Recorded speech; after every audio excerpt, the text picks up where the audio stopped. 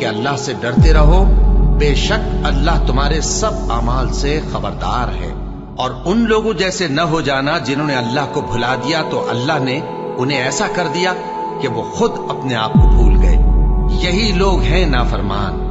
اہل دوزخ اور اہل بہشت برابر نہیں، اہل بہشت ہی کامیابی حاصل کرنے والے ہیں۔ اگر ہم یہ قرآن کسی پہاڑ پر نازل کرتے تو تم اس کو دیکھتے کہ اللہ کے خوف سے دبا اور پھٹا جاتا ہے۔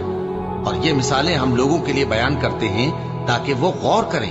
وہی اللہ ہے جس کے سوا کوئی معبود نہیں، پوشیدہ اور ظاہر کا جاننے والا، وہ بڑا مہربان ہے، نہایت رحم والا ہے۔